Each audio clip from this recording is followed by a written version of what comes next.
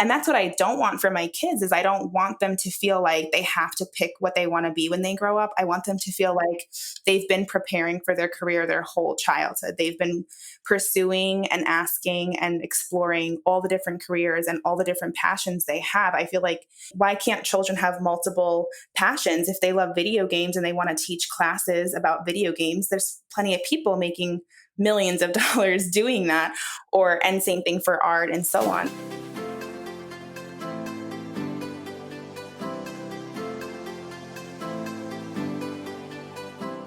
You're listening to the Work in Progress podcast, and we are your hosts, Dana and Angela. We believe your work and career should evolve with you, and it is therefore always a work in progress. In this podcast, you will hear stories of people who turn their careers from something that no longer serves them into something that complement who they are and their life goals. The way I like to think about it is that their careers are growing and stretching just like they are. Our goal is to inspire you to get out there and to make the changes you want for yourself and your future self. Let's get started.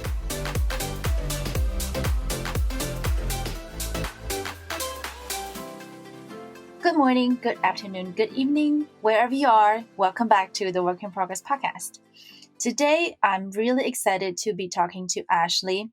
Ashley was a physician assistant and she transitioned to become a homeschool mom. And I know mothers it's like the hardest job in the world, in my opinion. So I have a lot of respect for moms, especially now during the whole pandemic. So I'm really, really excited to be talking to Ashley today. And before we dive into the questions, Ashley, it's an honor to have you here. And I was wondering if you could tell us a little bit about yourself, and then we'll take it from there. Sure. Thanks, Dana. I'm really excited to be here. So as Dana said, I am a homeschool mom, but I used to be a physician assistant. And so I was living in New York and I was living the dream, I guess, working in the healthcare field, and I was making great money. And I had worked really hard to get to that point. And then my husband was offered a job promotion out here in Los Angeles. So I had to suddenly make a decision about whether or not I would continue working. So we took the opportunity and moved across the country from New York to Los Angeles last year in 2019. And I'm really happy with our change in life, but I had to make a lot of changes and I had to make a lot of decisions about working in the healthcare field. So it's been an interesting journey, and I'm excited to talk about it, and I'm excited to encourage other parents out there. As a homeschool mom now, it's just been a juggling of a bunch of responsibilities and ideas in my mind. Yeah, that's absolutely. I think moving across, like you said, from New York to California, it's a huge change. Change of location, change of time zone, and now you have a new set of responsibility. That must have been, what was that experience like for you? Was it difficult, or was it kind of like how did you find that experience to be? I mean, it was hard because I had always lived in New York my whole life. So I hadn't really traveled a lot. I mean, I had went on vacations, but I never had lived anywhere else. So I was really skeptical about whether or not I could even survive anywhere else, if that sounds so ridiculous. But, you just get used to your surroundings. You get used to the same places and the same people that it becomes strange to even think that life goes on in other places. And if you could even fit in there and if you'll ever feel like it's home again. So it's been strange, but it's been amazing too, to realize that there is a tremendous amount of life and opportunity to expose myself and my kids to. So moving to California has been hard in the beginning because all of my family and friends are still in New York. But I have to say that being in the homeschool community really helped a lot, because meeting other homeschool parents and children is what has made me feel at home now in California only a year later. So it's been fun overall, but definitely it's hard. And I can really relate to any parents that have moved, like military families. I can see how isolating it can feel at first when you're, completely leaving everything behind that you knew and that you loved. Did you know anybody when you first moved here? Did you have any friends or relatives here? I had a few, like there was 2 cousins and an aunt, but they both lived kind of up by where you are up in Northern California. So it wasn't like I could visit with them regularly. And, it's kind of like not the same comfort I had in New York, where all of our family was like within 5-10 minutes from our house. Mm-hmm. Yeah. And tell us a bit about what you did before when you were a physician assistant. What was it like? Oh, yeah. So physician assistant was like my dream job. I had always wanted to go into the medical field. And so when I found out about the career of physician assistant, I was just amazed at how much they do. That is exactly what the physician does. And a lot of people get confused about what a physician assistant is because it sounds like you're an assistant to the physician, which isn't what you are. It's actually you're assisting the physician by seeing the patients and diagnosing them and treating them in his place or her place.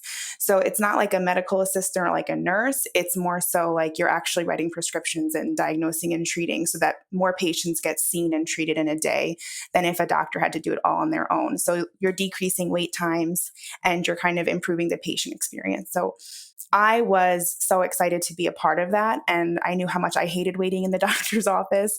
So I was so excited to be a part of that. And I was making six-figure salary. I had worked through my PA school education. It was a 2-year accelerated like medical degree program. And so I was pregnant during that time with my second child. And it was just a really difficult time, but it ended up being really worth it. And when I finished, I was really happy. I had my two kids and I was already homeschooling them at that point. They were 4 and 6 years old, I think, or maybe a little bit younger, maybe 5 and 3 years old at that point. And so I was homeschooling them already. I was working 3 12-hour shifts, Fridays, Saturdays, and Sundays, overnights. And then I was homeschooling them during the week. And I thought I had it all. It was perfect. I was living my dream life with my kids, getting to spend all my time with them and really educate them and enjoy them. And then on the weekends, I was working my dream job and making really good money doing it. So, for a while, I was actually the breadwinner in my family and I was making more money than my husband was at that point. So I thought I had it all. And then, and then things changed. How long were you a physician assistant? So I graduated in 2015, and then my husband got this job promotion last year. So I was working for about 4 years.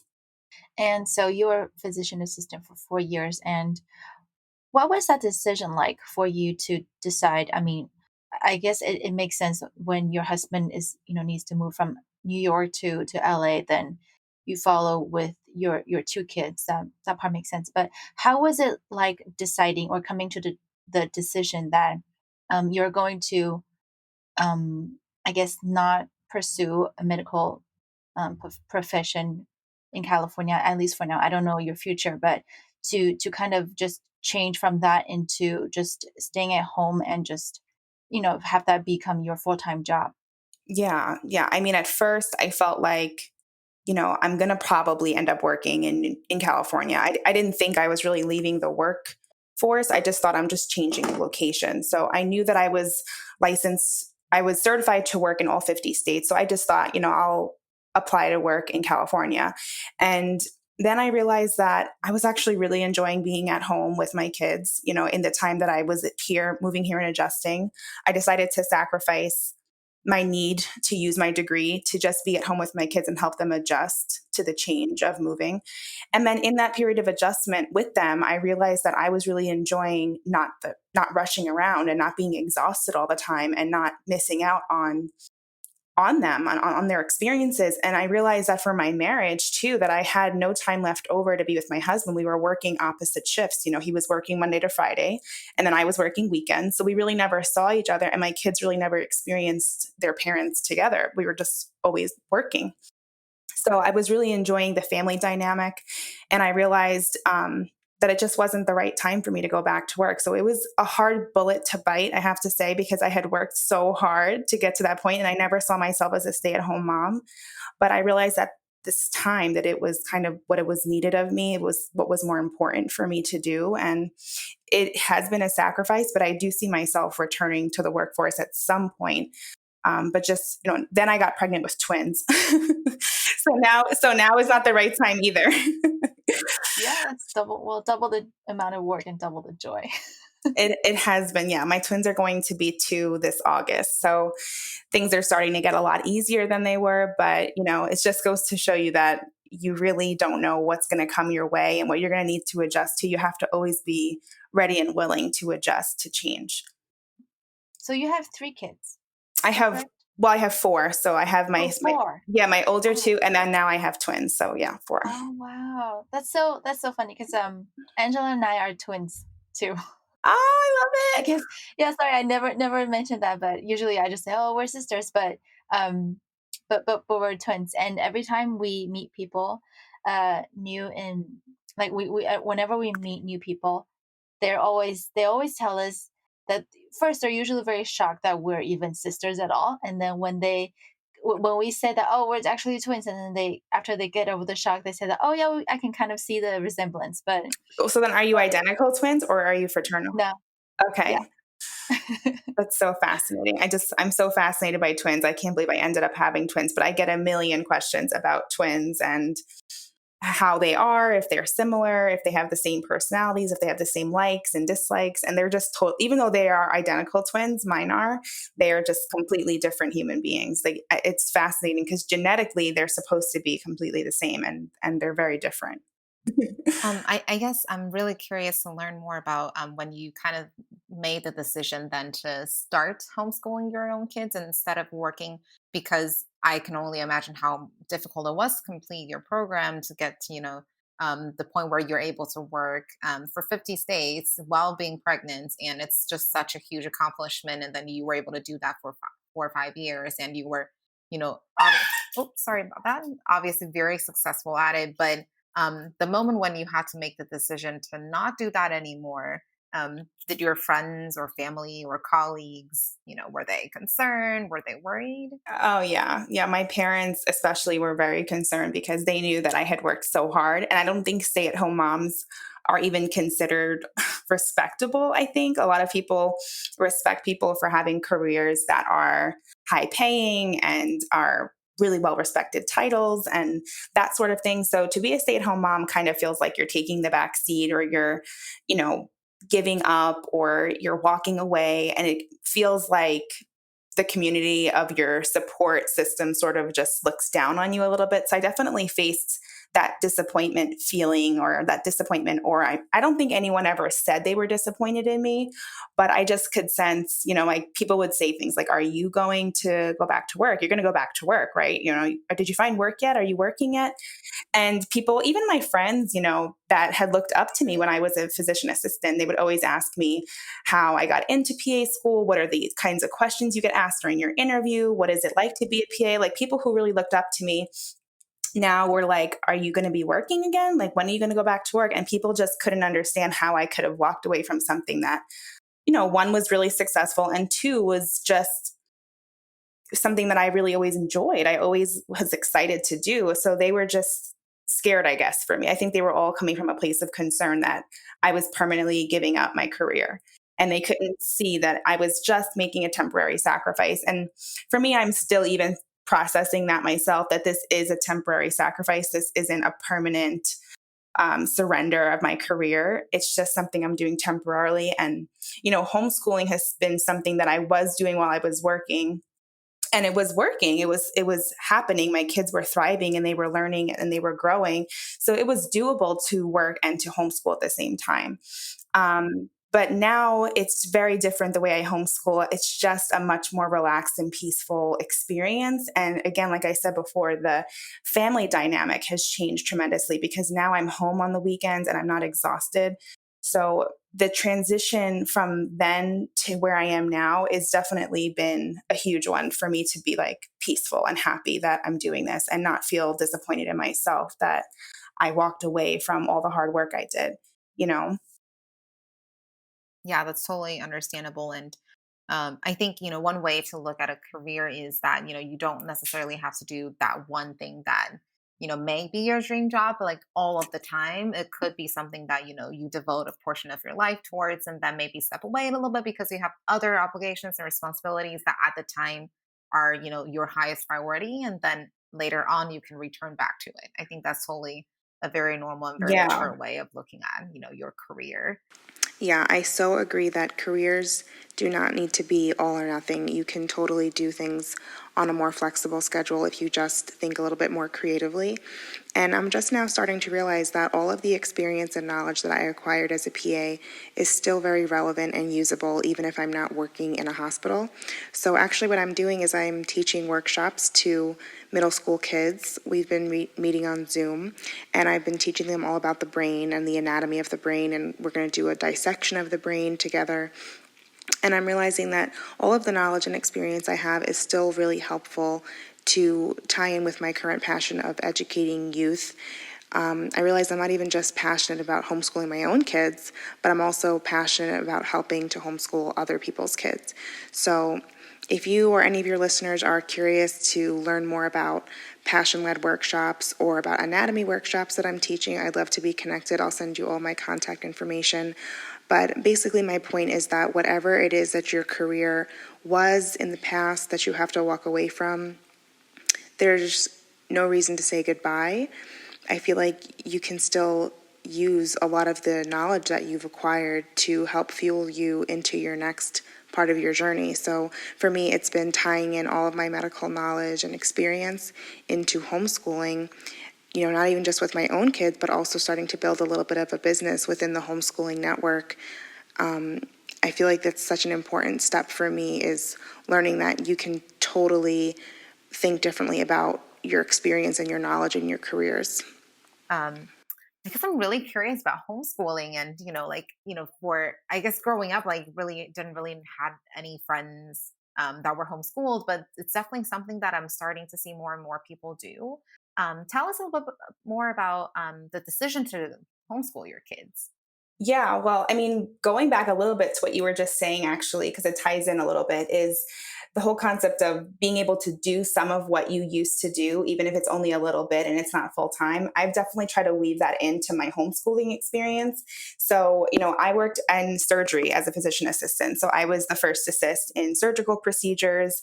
Sometimes if people had a laceration, I'd be the one to sew it up, or there was all types of wound care that I was responsible for, and just a bunch of hospital type of related procedures that would happen that I was participating in, and that was my day. So I've been trying to weave in a lot of what I used to do for work into my homeschool. And so with this whole coronavirus, my son has become really interested in the immune system. And I feel, grateful that he is, because it's an area that I'm equipped to teach him in, because it's something I deeply understand and I'm deeply interested in. So it's been really beautiful for me to get to share something that I love with my kids at a time when they're really interested in it. And then to know that if he was in school, the teacher would say, "You're too young to understand this." And he wouldn't have had the chance to learn it because he's only in third grade.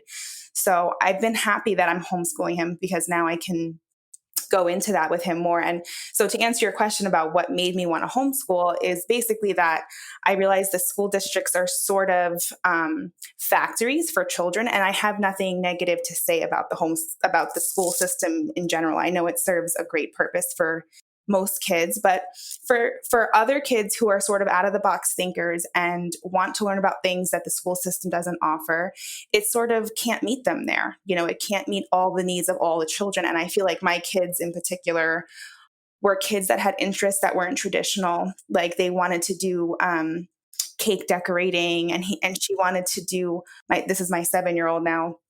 She wanted to do arts and crafts all the time. She wanted to design her own t-shirts and design her own stuffed animal apparel. Like she designs her own outfits for her stuffed animals. And so they just don't have the brain power left over after the school day is over to then pursue their interests and pursue their ideas. They have homework to do. They have, sports practices to go to.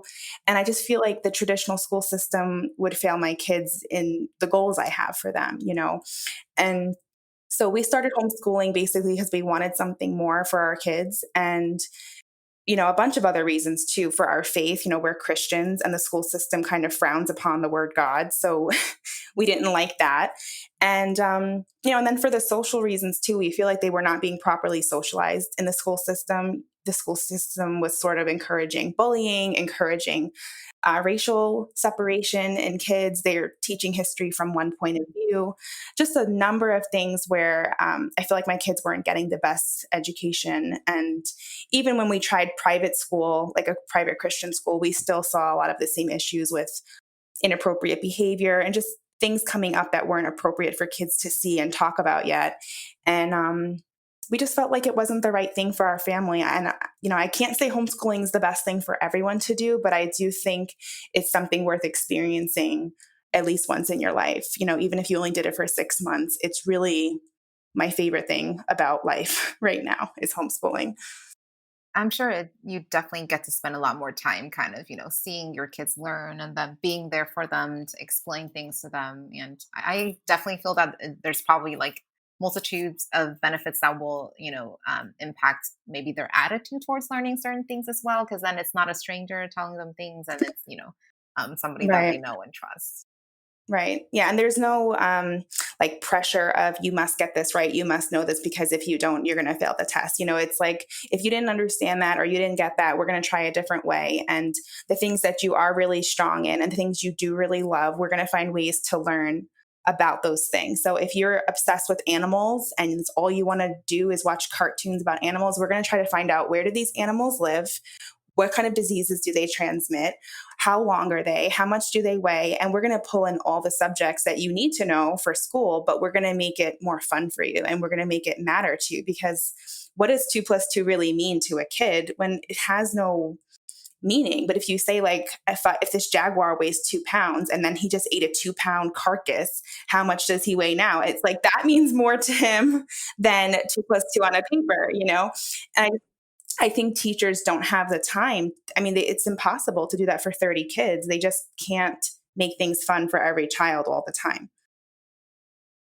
That's so fascinating. I feel like if you're somebody who homeschools your kids, you are kind of like you're like the school system and like the board, the teacher all combined together into one. And you're Yeah. not just teaching, but you also need to design, I guess, the curriculum. And then you kind of need to, I don't know how you plan it, but I feel like if I were to homeschool my kids, I would probably need to think maybe a little further ahead. Maybe I need to think about what they need to learn right now and then what they need to learn in the future and how to get there. So I feel like there's a lot of things to think about. So for you as a mom who homeschools your 4 kids, how do you plan ahead, or you just kind of take it day by day, week by week? Well, now I think I do just take it day by day and week by week. But in the beginning, I was a lot more scared to do that. I felt like I needed a plan. So in my first year, I would look at these books that's called like Everything Your First Grader Needs to Know. And they have one for each grade. And they kind of go through all of the topics that they would learn in school. And so I would look at those from the library and I would say, okay, they need to learn about plants. They need to learn about bugs. They need to learn about Greek mythology, like whatever it was that they were going to learn in school was in that book already. And it wasn't lessons or anything, but it was just like an outline of, I guess, what the teachers would be using to design their lesson plans. So I would use that and I would just say like, okay, I know we have to learn about these things. So each month we're going to create goals that we want to hit and we're going to check them off. And if we don't get to them, then I'm just going to carry them over to the next month and we'll hit those goals on the next month. So I would have like September be plant studies. And this whole month, we're going to learn about plants, seeds. We're going to learn about measuring plants, how tall they grow, what are some diseases plants carry, and how can plants be used as medicine, and what are the history of plants. And we're going to do plant experiments. And we're just going to use plants and touch on all of our subjects, all 4 of the main ones. We're going to do art about plants. And that was like my focus in the beginning, was to use whatever the school was saying I had to learn and find it a way to make it fun. And so we did that for our first year. And I would ask my kids, like, what are you curious about? I always would ask them that, like, what are you curious about? And kids have never had a shortage of answering that. Kids are just always curious. They want to learn. You can't stop them from learning. They want to learn. It's just a matter of not killing their curiosity and making them feel like if you don't want to know this, if you don't want to know what's on the menu, then you can't eat. So I was trying to instead flip that on its head and offer them like a buffet and tell them like, you don't have to eat everything here at the buffet, but I want you to try what is the most appealing to you. And then what's not appealing to you, we're going to leave it at the buffet and come back to it next month. And so it was an opening of my eyes and an opening of their eyes to realizing that there's so much in the world that you can learn, and we want to make it fun for you, and I want to learn with you. That was huge too for my kids to realize that mom doesn't know everything. She doesn't know. And when she doesn't know, what does my mom do when she doesn't know the answer to my question? Does she say, I don't know? Or does she say, I don't know, but let's look it up together? And that was a big humbling piece for me, was to realize like my kids need to know that adults don't know everything. And there are ways to learn things you don't know. And that was my goal with them, was to make sure that they knew how to learn, so that when I'm not around or I'm busy with my twins or I go back to work, my kids can homeschool themselves because they know how to find information. They know how to learn. And I feel like that's what has been lacking for a lot of kids who go to school. I mean, I went to public school, and I feel like we just were spoon fed information so that we could pass a test. We weren't really learning for real life. We were just learning out of anxiety and memorizing Pythagorean theorems. And I'm like, what about the things I needed to know, like taxes and getting a mortgage and all the things that actually matter for your real life? I feel like those are the things that we're lacking. And those are the things that when your kids ask you questions about, it's meaningful to count that as school. It's meaningful to actually teach them those things and not say they're too young, you know? There are many moments when, after I became an adult and I had to deal with, let's say, personal finance or maybe health or something like that, like the issues or the topics that are actually relevant to, or very important and relevant to, your day-to-day life. And I realized that I actually never really learned that in school. And I think, let's say, if you were a finance major in college, then you probably know all about it. But for, let's say, if you were a bio major, I myself am, and my sister too, and a lot of people are, and I feel like they probably never got like a formal education on that. Or even if they did, it's probably on some theory. It's sometimes it's not, and it may not always be the most practical information that you need to, help yourself have a good financial future. So I do think that it's very fascinating that you let you let your kids kind of choose what they learn, and also you think about whether the things that they're going to learn is going to be actually meaningful and relevant to them when they grow up or even now. Yeah.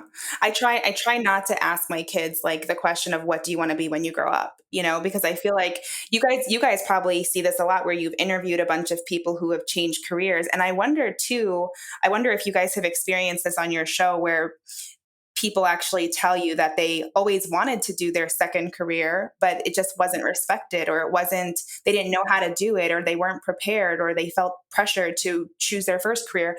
And that's what I don't want for my kids. Is I don't want them to feel like they have to pick what they want to be when they grow up. I want them to feel like they've been preparing for their career their whole childhood. They've been pursuing and asking and exploring all the different careers and all the different passions they have. I feel like kids and people in general, we all have passions. So why mute our kids and say, okay, no, your art is not respectable, you can't pursue art as a career, or no, your music is not respectable, we can't respect that as a career, or your video games, that can't be a career. I mean, why can't children have multiple passions? If they love video games and they want to teach classes about video games, there's plenty of people making millions of dollars doing that. And same thing for art and so on. So, I wonder that for you guys, if you guys have people on your show that actually do say that they wanted to do their second career, but they just didn't feel like their education prepared them for it, or they didn't have a supportive environment, or so on and so forth.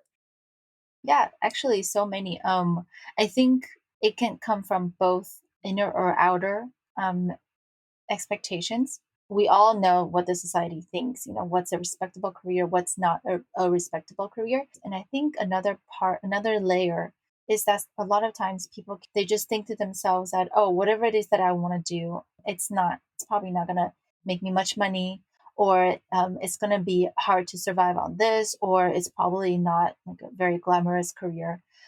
So a lot of times people let other people, or even themselves, stop themselves from pursuing what it is that they actually want to do. it's very interesting that you brought up the topic that how education and the way you grew up, I mean, they feed directly into your career, basically. It really does start from a very young age. You know, we don't just choose our jobs, our career after you graduate from college. You kind of choose it before you finish with your degree, right? And sometimes even earlier in high school or middle school.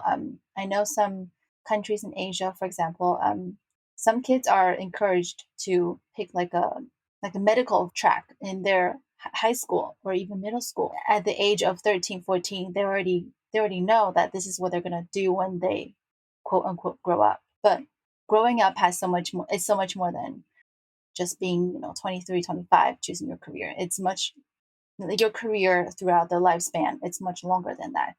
Yeah, and I do think that, like what you were saying with children being encouraged to go into the medical field because it's respected, it's such a common practice for parents to do that to their children.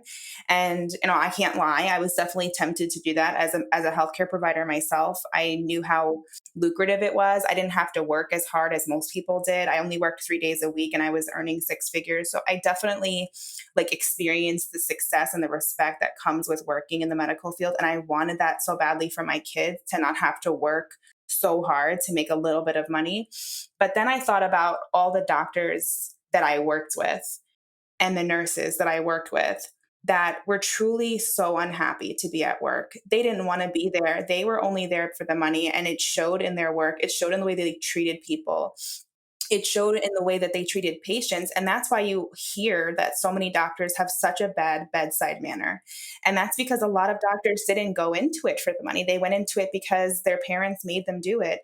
And so the more I experienced that in my own healthcare experience, was that I just was like, no, I don't want to raise my next generation of humans to be that way. I want them to pick a job that they truly feel helps them to use their passion, their unique gifts, their unique ideas. I want them to truly be able to use those things to make a difference and to be a productive member of society. I don't want them to live my vision for them. I want them to live their vision for them. And I want them to also feel comfortable like having more than one passion. Like you don't have to pick one. If you want to be an artist, then that doesn't mean that's it. You can be an artist who also makes music, who also is a doctor, who also is, you know what I mean? Like you don't have to choose anything. You can have multiple interests. And I think that's something that I really struggled with was I felt like, okay, I'm a physician assistant, so that's it. I didn't think I was allowed to have another job or another interest. I don't know why. I don't even know why I thought that, but I just in school you're asked, do you want to be what do you want to be when you grow up? Do you want to be a teacher, a lawyer, a doctor? And it feels like you have to fit in this box. Otherwise, what are you going to do, you know? Yeah, that's a very good point. I think there's definitely, a lot of benefits to like kind of creating that environment where you're encouraging different kinds of explorations and interests. And also, I think a lot of times, I just remember growing up, I myself was felt I always felt like, oh, I am just like really not good with numbers. So anything that's like mathy or computerish, I kind of grew up thinking that I just won't do well. And I think it's very easy sometimes, I think, for kids to be in an environment where certain comments and whatnot are made, and to kind of give them that impression that they just may not do well. And I think sometimes it can then become like a self-fulfilled prophecy where you're like a little less Yeah. confident, you're not trying because you are scared, and you tell yourself that you're not going to do well, and you don't even want to try. And Right. Or I you think that. remember, like, I Mhm. failed my math test, or I Yeah. always don't do well with spelling, so I can never be a writer. Or, Mhm. it's just like you see those test scores, and as a kid, year after year, subject after subject, it has to impact you. I know for me, it affected me. Like anytime I didn't score well in a subject, or I felt like I was struggling with it and I didn't score well on my test, it makes you feel like, okay, that subject just is not for me. And I can never pursue anything where my guidance counselor is going to tell me you need to be really good in math. Then don't even consider it because I failed my math test every year or whatever it is. Like it doesn't have to be that way. Things that you're weak in, you can actually become stronger. And if you recognize them as weaknesses and you try to overcome them in different ways.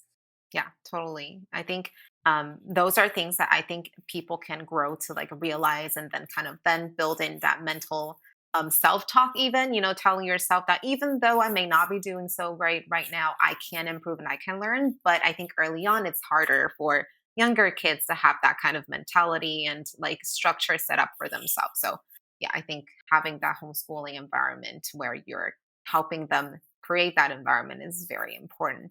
I'm really curious though, since you have 4 kids and they all sound like they're in slightly different age range. What is your typical day like? It must be insane. Like, are you Yeah, working there more is than no 12 typical hours a day? there is no typical day.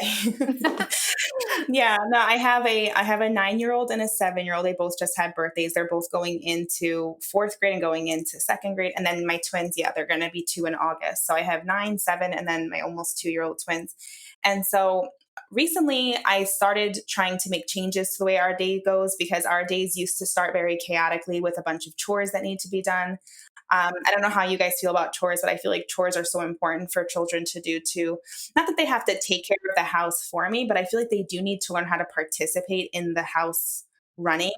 And so I definitely would give my kids chores. But what was happening was the day was starting off with chores, and the day was just very chaotic. And it was with me yelling and feeling stressed and rushing them to get their chores done so that we could get to whatever our homeschool goals were for the day. And I realized I don't want us to start our day that way because then when we do sit down to learn together, it feels so uptight. The atmosphere doesn't feel like you want to be there. Everyone just wants to get out of the house and go for a walk. So for a while, that's what we were doing was like chores, get stressed out, go for a walk, baby nap time, get ready for lunch. And I mean, my kids were thriving in terms of like academically learning, and they do take standardized testing for their charter school. So they were always doing well and scoring really high on their tests. But I still felt like I wasn't liking the emotional relationship that was developing between us. It was a lot of yelling and a lot of stress. So recently, we actually started changing the way our typical day starts, and we've been starting our days with poetry and tea time.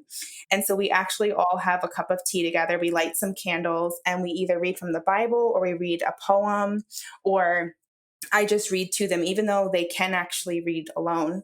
I have chosen to read to them because I do like the dramatic voices and I do accents and I just make it hilarious. Even for myself, I laugh at myself, the things I'm doing. And I've been finding that it actually bonds us together. My kids are like drooling over the story that I'm telling them. They're so enthralled with whatever I'm doing. And it starts our day off in a more peaceful place, a more bonded space. And that's how I've been starting our day. And then after that, we go ahead and start with all the boring stuff, the chores and having breakfast and, all the boring stuff. And then, yeah, and then we normally save any like hard work that we need to work on. If there's a big science project or something my kids want to do, or if my daughter wants to bake, she's really into baking. I'll save that for when the babies are going down for their nap. And so my older kids know that when the babies go down for their nap, that's our hour and a half together that we get to do something messy or we get to do something really hard that normally the babies distract us from. And so my kids know that that hour and a half is our golden time together. And so after the babies wake up from their nap, then the rest of the day is sort of very flexible. If they want to continue learning something, if they want to go out to play, if they want to go on a field trip to a museum or to the library or zoo. They usually do have some online classes that they take, depending on what they're interested in. They take some classes online. And so there really is no typical day. We have a lot of play dates, a lot of socializing. I know a lot of people are concerned about socializing, but my kids probably have more friends than public school kids have. It's like insane how many Oh, friends they wow. have. Yeah, there's a lot of homeschoolers, and so they interact with each other all the time. They learn together, they teach each other things.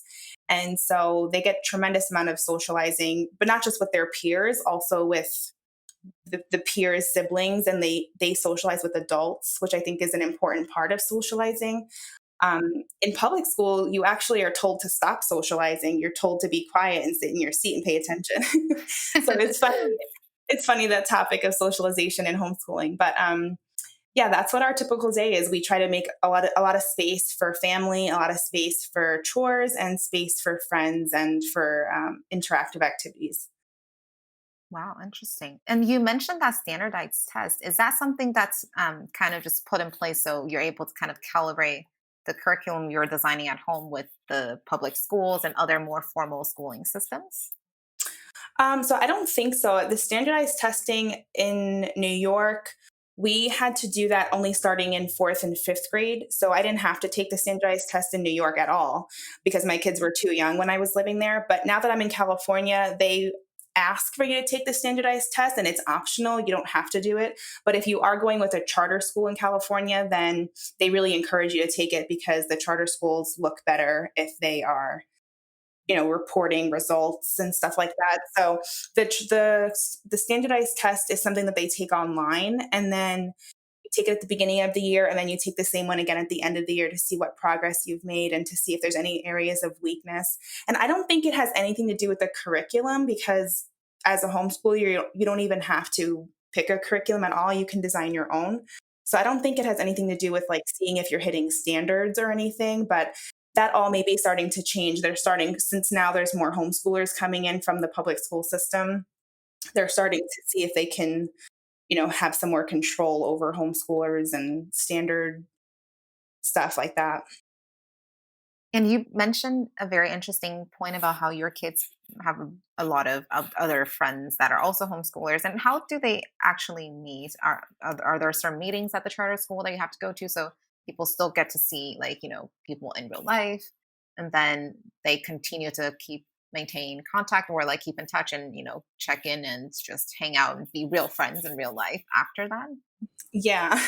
Yeah. So they have homeschool groups. Basically, when I was in New York, we had them. And then when I moved to California, like I said, that was part of like the adjustment process for me was actually the homeschool community. So there's usually homeschool play dates at the park where you can meet other homeschoolers and then you kind of gravitate towards certain homeschool families, like people who have the same kids, like same age kids, or maybe kids who play really well together. It just kind of naturally happens when your kids are at the park. They just sort of gravitate like a magnet to certain kids. And then, you change phone numbers with the mom, and then you guys get together more often and you start to develop friendships that way. But other times, my kids have made friends just with kids at the museum or kids at the library, the same sort of thing. And then other times, my kids have made friends with people they've met on their online classes. Like it's a live online class, so they're all seeing each other on video.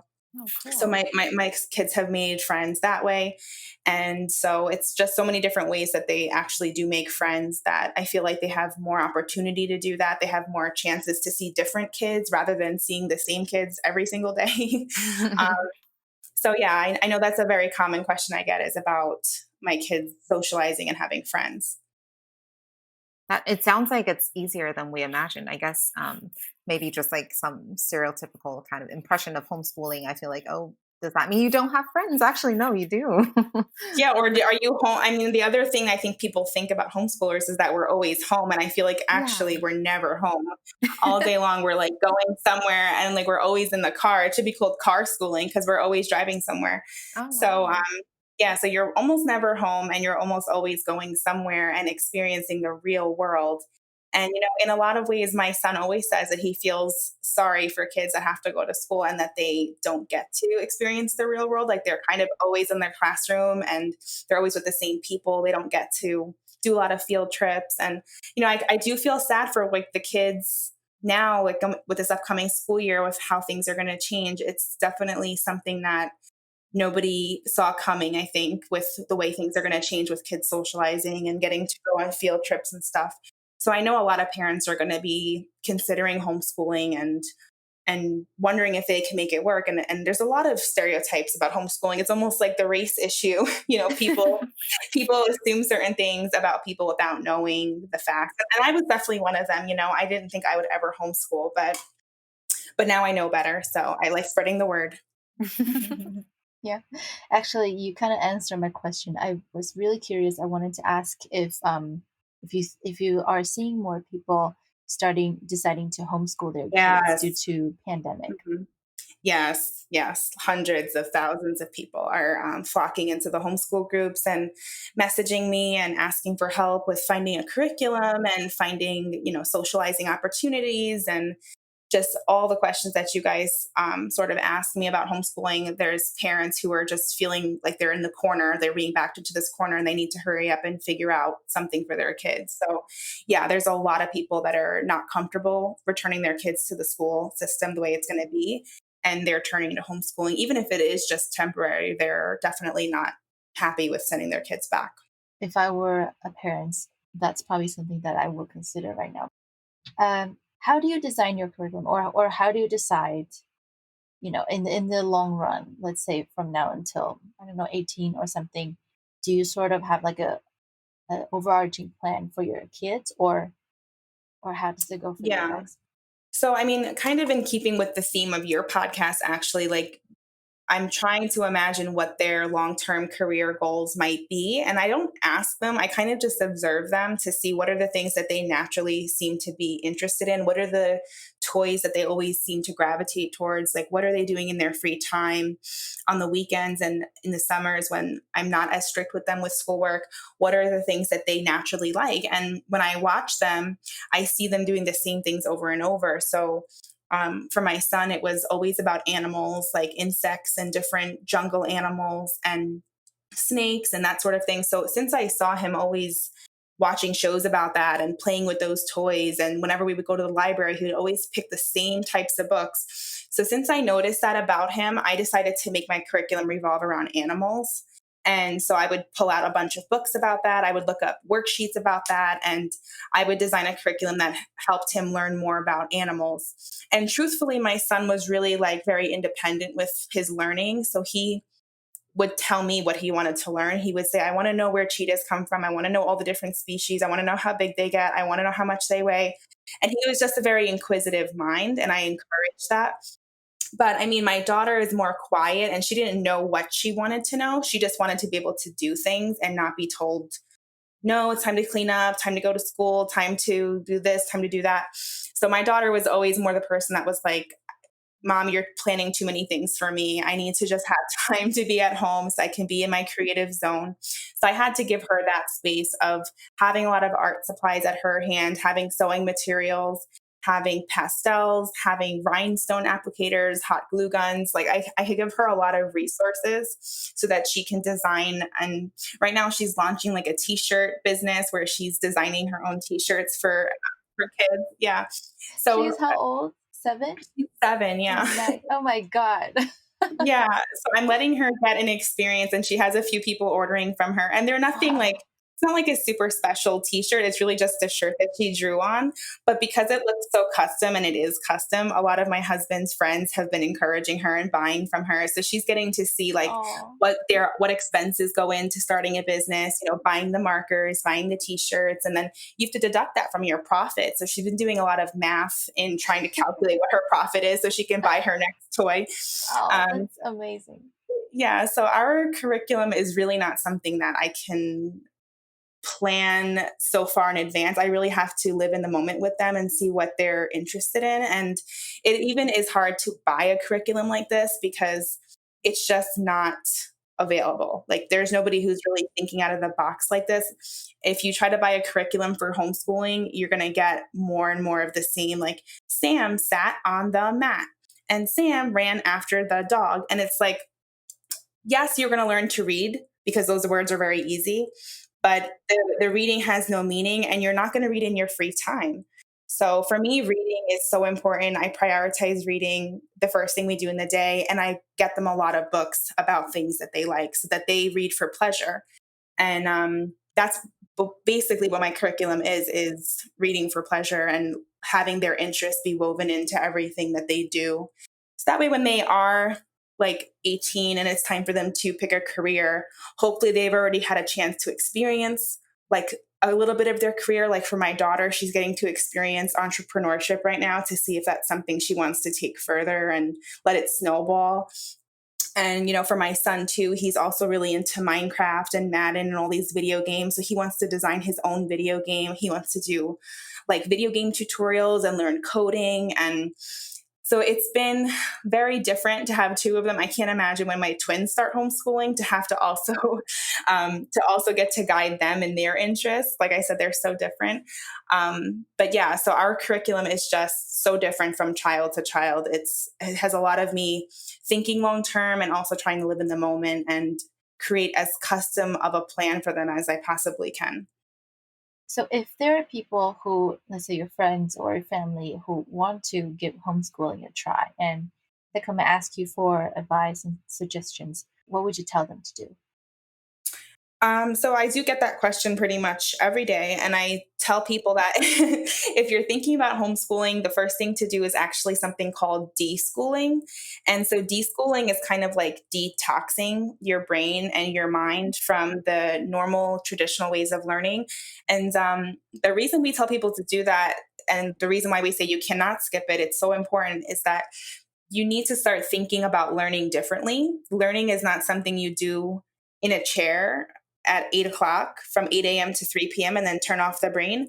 And then on the weekends, turn off the brain. And then on the summers, turn off the brain. It's like, no, you need to learn. And this is for parents too, not just for the kids, is to learn how to let your lifestyle, the things you guys do naturally, whatever it is that your family is passionate about and interested in, let that be a part of your learning and try to relax into your lifestyle and make it be more organic and not just like, okay, school only happens from 8 to 3. And after those hours, we cannot do anything with learning.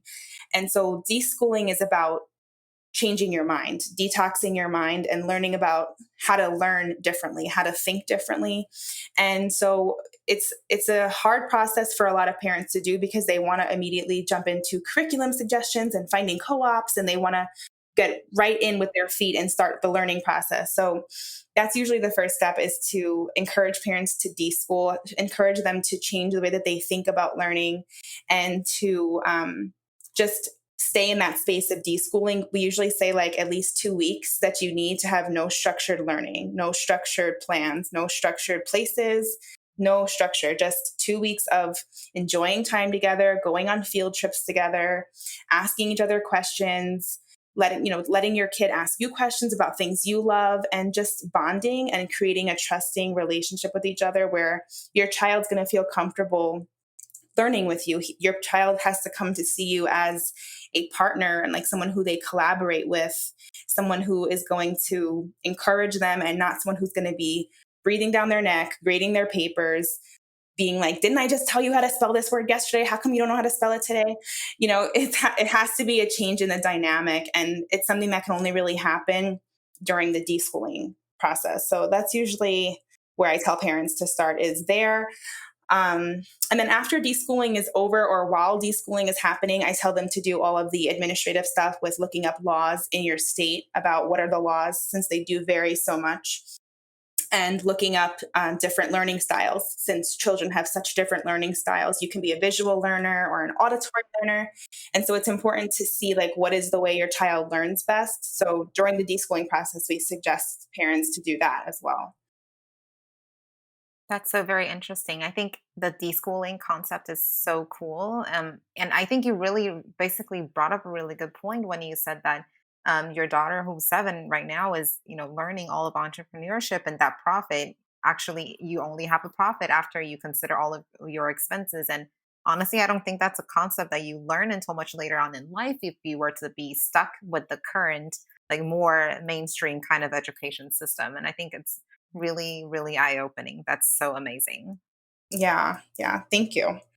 Yeah, and I guess just curious because because of the pandemic and all of, I guess most people that are working or are able to work from home are working from home, and a lot of people are having like some struggles with like keeping, I guess, the so-called work-life balance because they're adjusting to doing everything in their home. And it sounds to me like homeschooling off sounded like, I guess, and not in, well, before we met and before our conversation today, sounded to me like everything happens within the home. But do you have any suggestions or tips on helping with, I guess, the school life balance, if there's any issues at all with your kids?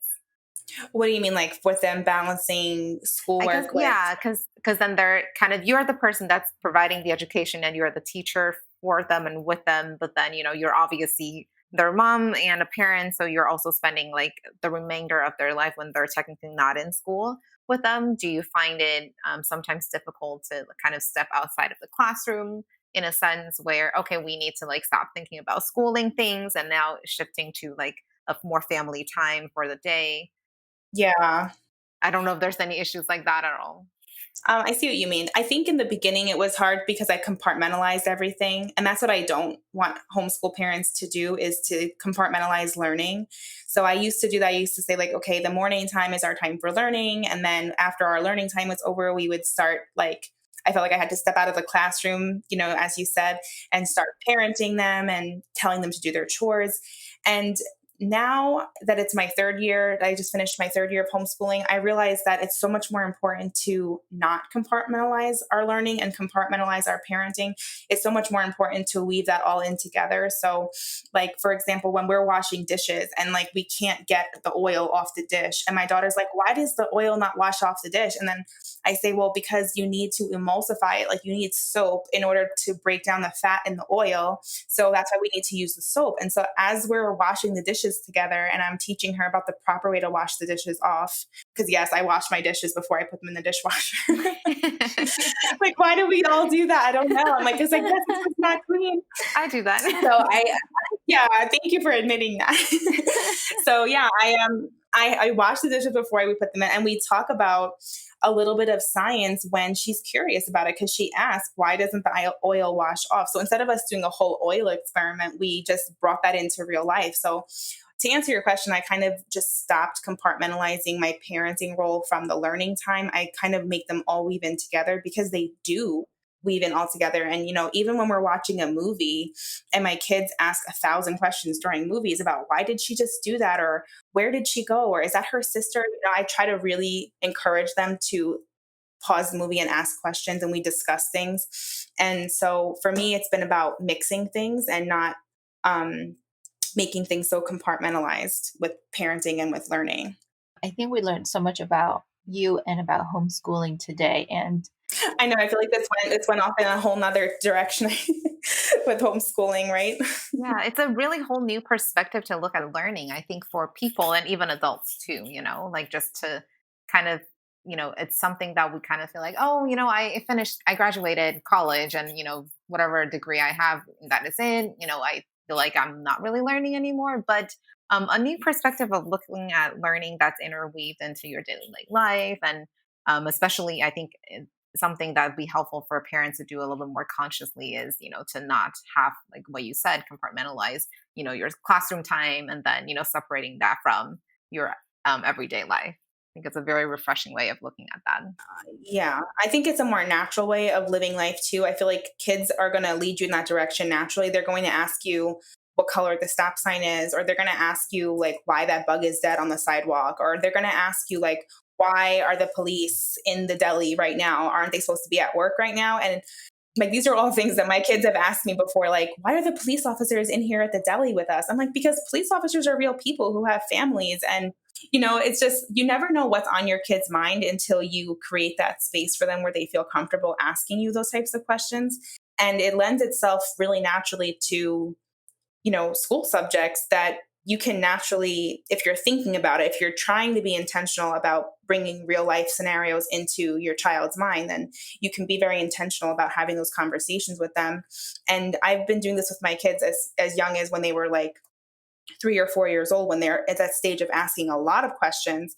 As they get older, they stop asking questions and they start thinking more inside their mind. And that's when it's like, okay, I hope we have the relationship where you feel comfortable enough to share with me what's on your mind.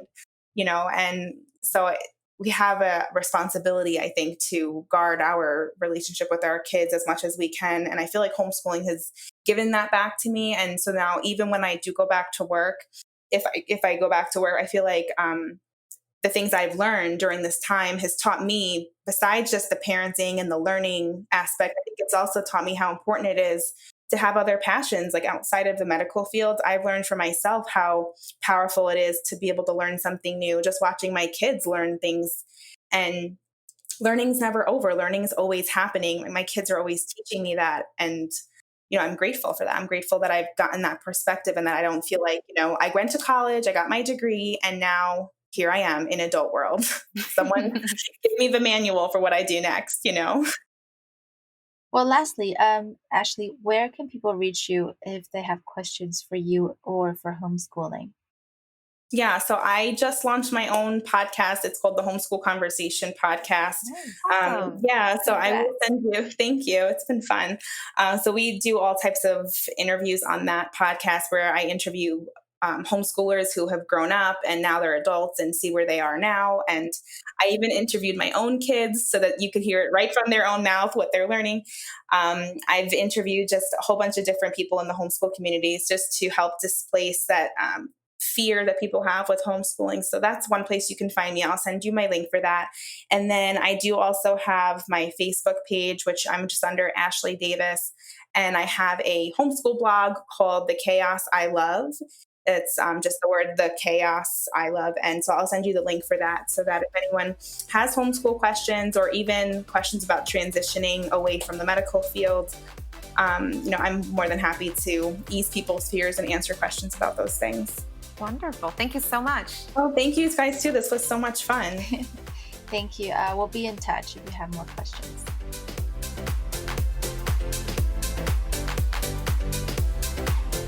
You just finished listening to an episode of the Work in Progress podcast. If you like this episode, make sure you share this with someone who can benefit from it and leave us a review on iTunes. Don't forget to let us know what you think or if you have any questions. You can find our contact information in the episode description. Keep doing the good work, and I look forward to speaking with you soon.